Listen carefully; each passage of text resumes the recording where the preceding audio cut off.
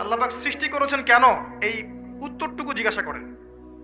নিজেও নিজেকে জিজ্ঞাসা করেন, আপনার ছোট ভাইকে জিজ্ঞাসা করেন, এই ইয়াং জেনারেশনকে জিজ্ঞাসা করেন, এবং মেয়েদেরকে জিজ্ঞাসা করেন, আল্লাহ তোমাকে সৃষ্টি করেছেন কেন বলো তো? এই পৃথিবীতে তুমি আছো কি জন্যে? মানে আমরা যে পৃথিবীতে আছি, আমরা সবাই, আমরা না থাকলে পৃথিবীর কি ক্ষতি হবে সেটা আমাকে বলেন। এক সময় কি আমরা ছিলাম? তখন পৃথিবীর কোনো ক্ষতি হয়েছে? এক সময় যে আমরা থাকবো না, তখন কি পৃথিবী থেমে থাকবে? মাঝখানের এই সময়টা আমরা কি জন্য আসছি পৃথিবীতে? এই মৌলিক একটা প্রশ্নের উত্তর, এর উত্তর খুঁজে পায় সে আল্লাহর কাছে চলে আসবে ইনশাআল্লাহ। এর উত্তরটা কি জানেন? ওয়ামা খালাকতুল জিন্না ওয়াল ইনসা ইল্লা লিয়াবুদুন। আল্লাহ আবেগ মাখা কণ্ঠে বলছেন যে আমি মানুষ এবং জিন জাতিকে শুধুমাত্র আমার ইবাদত করার জন্যই সৃষ্টি করেছি। এটা আপনার পৃথিবীতে থাকার উদ্দেশ্য। আল্লাহ পাক এমনি এমনি খাওয়াচ্ছেন, এমনি এমনি পড়াচ্ছেন, শ্বাস নিচ্ছি আমরা, এমনি এমনি আল্লাহ পাক পরিবার দিয়েছেন, স্ত্রী সন্তান সব দিয়েছেন, ব্যবসা বাণিজ্য দিয়েছেন, এমনি সবকিছু আল্লাহ পাক এমনি আমাদেরকে ছেড়ে দিবেন? সূরা কিয়ামত শেষের দিকে আছে, মানুষ কি ভেবেছে তাকে এমনি ছেড়ে দেওয়া হবে? সূরা আনকাবুতের দিকেও আছে, প্রথমের দিকে, তোমরা কি ভেবেছো এমনি এমনি ছেড়ে দেওয়া হবে? সূরা বাকারা আল ইমরানের দিকেও আছে, আম হাসিবতুম আন তাদখুলুল জান্নাহ, এমনি এমনি জান্নাতে চলে যাবে? নিছক খেলার ছড়া আল্লাহ পাক পৃথিবীতে আমাদেরকে পাঠান নাই, সৃষ্টিও করেন নাই। এর উত্তরটা এটাই, আল্লাহ পাক আমাদেরকে পাঠিয়েছেন তার ইবাদত করার জন্য।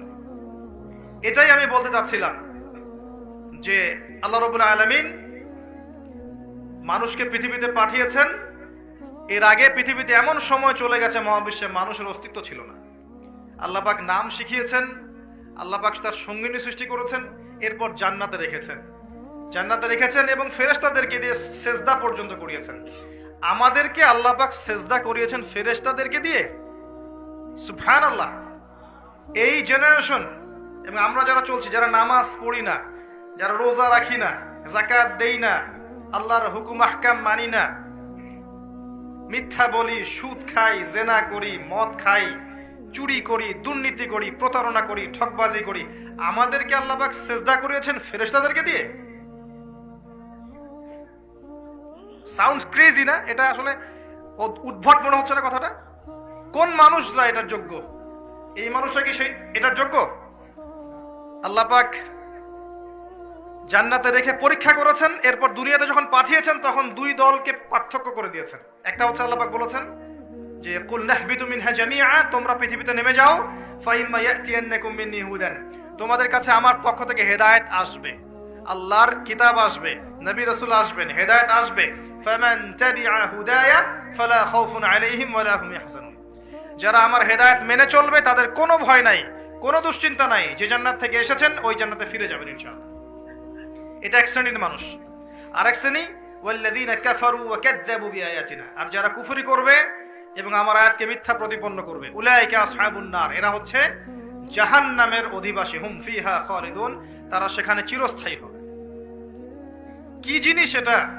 নবী সাল্লাল্লাহু আলাইহি ওয়াসাল্লাম দেখে এসেছেন।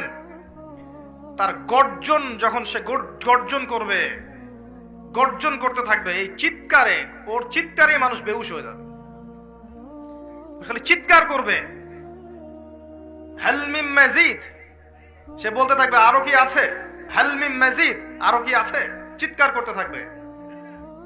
নবীজি দেখে আসছেন, রক্তের নদীতে ফেলে মানুষের মাথা ফাটিয়ে দেওয়া হচ্ছে। কে তারা? সুদখোর।